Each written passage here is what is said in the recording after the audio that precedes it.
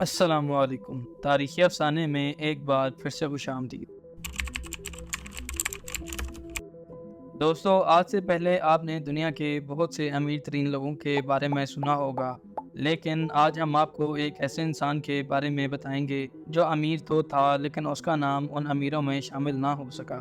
آج ہم آپ کو ایک ایسے انسان کے بارے میں بتائیں گے جس نے اپنے بچوں کی خاطر $20 لاکھ کو آگ لگا دی تاکہ ان کو گرمی مل سکے۔ پیبلو اسکوبار لیٹ 90s کے دور میں کوکین، ڈرگز اور دنیا میں کئی مختلف جرائم کا بادشاہ ہوا کرتا تھا۔ پیبلو اسکوبار کے ڈرگ سمگلنگ نیٹ ورک نے اس کو حد سے زیادہ امیر بنا دیا تھا۔ بے شک اسی وجہ سے کئی زندگیاں تباہ ہوئی تھیں اور اس کا کمایا ہوا پیسہ غیر قانونی طریقوں سے کمایا ہوا تھا، لیکن 1992 میں پیبلو اسکوبار $30 بلین کا مالک تھا۔ اگر پیبلو اسکوبار زندہ ہوتا تو 2022 کے کرنسی ریٹ کے مطابق اس کی نیٹ ورتھ $70 بلین ہوتی اور پیبلو دنیا کے امیر ترین انسانوں میں سے ایک ہوتا۔ پیبلو اسکوبار کے ڈرگ سپلائی کا نیٹ ورک اتنا پاورفل تھا کہ پورے 90% امریکہ کو کوکین صرف اسی کا نیٹ ورک سپلائی کیا کرتا تھا اور پوری دنیا کا 80% حصہ اسکوبار کی ڈرگس پر چلتا تھا۔ اس خطرناک سپلائی نیٹ ورک کو بہامس کے ایک آئی لینڈ سے چلایا جاتا تھا اور وہ آئی لینڈ پیبلو اسکوبار کا ہیڈ کوارٹر ہوا کرتا تھا۔ اس آئی لینڈ پر ایک پورا ایئرپورٹ بنا ہوا تھا جہاں کوکین سے بھرے ہوئے جہاز صرف فیلنگ کے بہانے لینڈ کرتے تھے اور اسی دوران ان میں سے کوکین نکال کر چھوٹے جہازوں میں ڈال کر امریکہ روانہ کر دیا جاتا تھا۔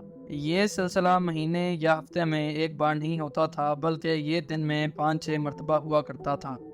روزانہ امریکہ میں 15,000 kg کوکین بھیجا جاتا تھا جو پورے سال کا 5,40,000 kg بنتا تھا، اور یہ 5,40,000 kg کوکین صرف امریکہ میں سپلائی کیا کرتا تھا۔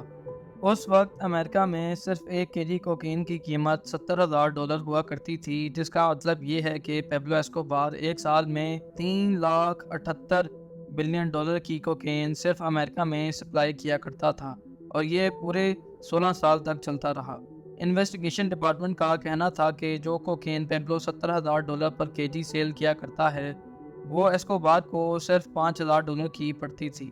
اسکوبار پائلٹس کو صرف ایک بار کی فلائٹس کا $5 لاکھ دیا کرتا تھا۔ اس کے علاوہ رشوتیں دینے کے بعد بھی پیبلو اسکوبار کو $60 ملین صرف ایک ہی دن میں بچتے تھے، جو سال کے $22 بلین بنتے ہیں۔ ان پیسوں کے زیادہ ہونے کا اندازہ اس بات سے لگایا جا سکتا ہے کہ میکڈونلڈز نے سال 2019 میں $21.08 بلین کی سیل کی، اور پیبلو اسکوبار کا 1980s میں ایک سال کا پروفٹ $22 بلین تھا، یعنی میکڈونلڈز کی دنیا بھر کی سیل سے بھی زیادہ۔ اور ظاہر ہے یہ سارا پیسہ پیبلو اسکوبار ہارڈ کیش کی صورت میں رکھتا تھا۔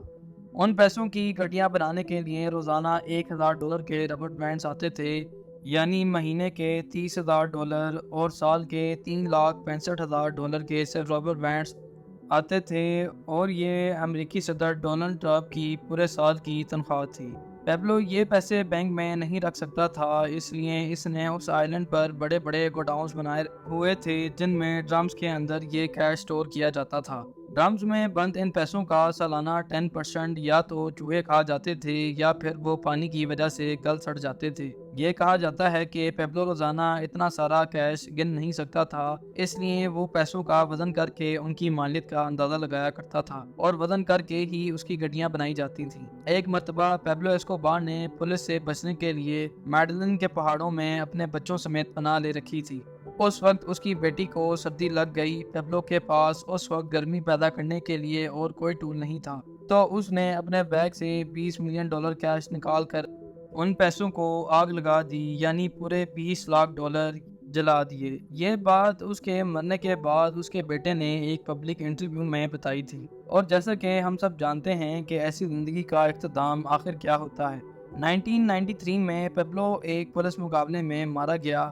پیبلو کے قصے آج تک پوری دنیا میں ایک مثال بن کر رہ گئے ہیں کہ انسان جتنا بھی امیر ہو جائے اسے اپنی ساری دولت اسی دنیا میں چھوڑ کے جانی پڑتی ہے۔